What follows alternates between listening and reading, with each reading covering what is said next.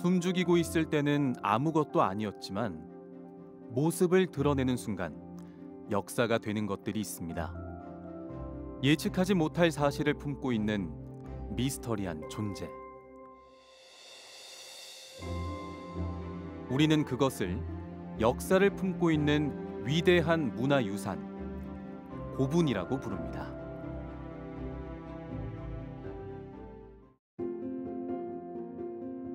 부산 동래구 일대의 복천동 고분군. 약 200여 기의 무덤이 발견되면서 굽다리 접시, 목 항아리 등 4, 5세기의 낙동강 하류 지역에서 사용된 토기들이 대량으로 출토됐습니다. 복천동 고분군은 현재 지금 삼국시대 무덤이 주로 많이 분포하고 있는 무덤입니다. 이게 처음 발견된 시점이 1960년대였는데 굉장히 우연치 않게 발견이 되었습니다. 이 고분 구릉에 이제 무허가 판자촌들이 많이 있었는데 그것을 택지 개발을 하려고 공사를 하던 과정 중에서 유구들이 이제 하나 둘 발견이 되게 됩니다. 그래서 수많은 보물급의 유물들이 쏟아지게 됩니다. 저희가 지금 보고 있는 이런 고분 공원과 같은 형태가 된 것은 5차 발굴 조사 이후라고 생각을 하시면 되고, 총 8차에 걸친 조사를 거치면서 현재 이런 고분 공원의 모습과 96년도에 복천박물관이 개관되는 등 많은 정비가 이루어져 왔습니다. 복천동 고분군에서는 가야 시대의 흔적이 많이 발견됐는데요. 특히 주목할 것은 무덤 형식의 변화입니다.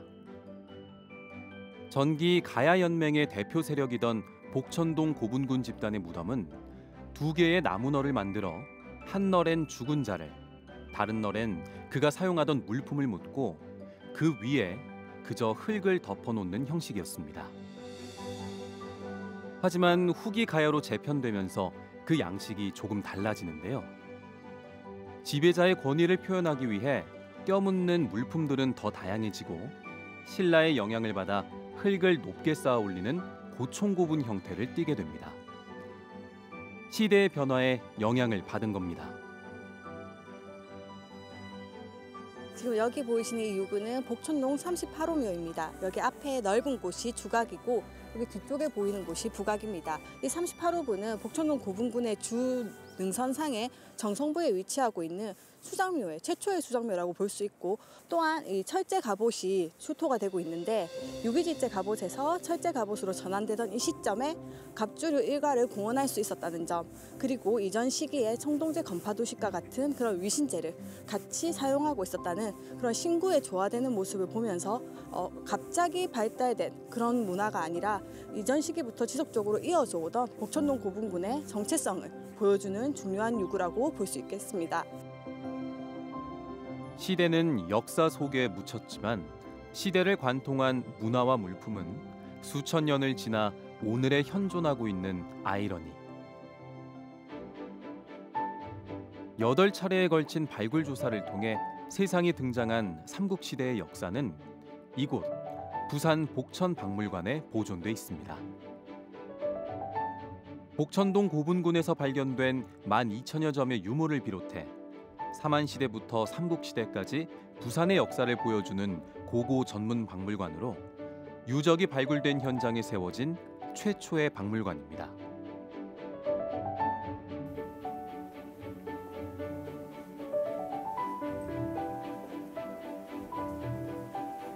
복천동 고분군에서 출토된 유물들은 어떤 모양으로 만들어졌고 어떻게 사용됐으며 어떤 이야기를 간직하고 있을까요?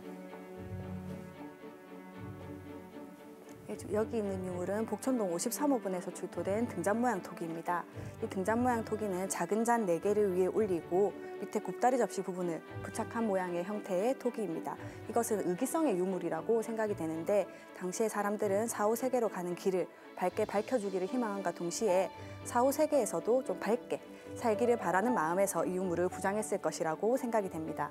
그래서 이 등잔 모양 토기는 당시 사람들의 내세관을 확인해 볼 수 있는 중요한 유물 중에 하나라고 볼 수 있습니다.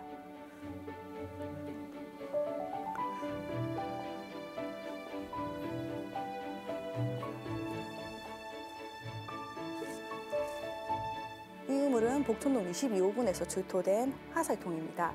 가죽 부분은 다 이제 삭아서 없어졌고 금속 부분만 남아있는 형태인데 허리띠를 활용을 해서 허리 밑으로 착용하는 형태의 화살통입니다. 당대의 사람들이 말을 타고 허리에 찬 화살통에서 화살을 뽑아서 활시위를 당기는 그런 가야무사의 모습을 상상해 볼 수 있는 유물 중에 하나입니다. 여기에서 보이시는 유물은 복천동 22호분에서 출토된 청동 칠도령입니다. 현재 보물로 지정되어 있는 가장 중요한 유물 중에 하나라고 볼 수 있습니다.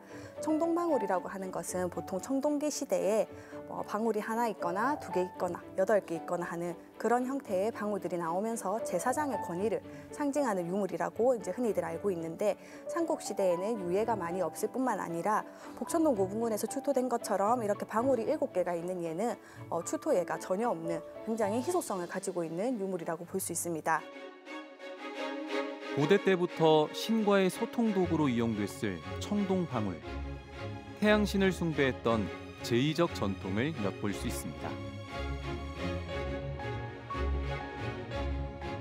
하지만 복천박물관에서 가장 눈여겨봐야 할 유물은 철의 왕국이란 이름답게 철을 녹여 만든 가야의 다양한 철제 유물들입니다. 철을 다뤄 제품을 만드는 기술력만큼은 가야가 최고였다는 것을 의미하는 대목인데요. 특히 철판을 엮어 만든 갑옷과 투구, 말머리에서 몸통까지 뒤덮은 말갑옷과 말투구까지 철기로 무장하고 전쟁터를 호령했을 가야의 무사들을 떠올리며 흥망성쇠를 오갔던 그 시대를 생각해 봅니다. 복천동 고분군 자체는 김해의 금강가야와 복천동 고분군이 두 세력이 연합을 해서 전기가야를 이루었다고 보고 있는데 사실 약간 미진한 발굴 부분이 있다 보니까 앞으로의 더 많은 조사가 필요하고 그러한 조사를 통해서 삼국시대 가야에 대한 좀 더 많은 연구의 성과가 기대되는 지역입니다. 묻혀 있었다면 끝내 몰랐을 역사의 진실과 가치. 과거의 것으로부터 오늘을 배우며 우리는 지금 역사의 긴 끈을 이어가고 있습니다.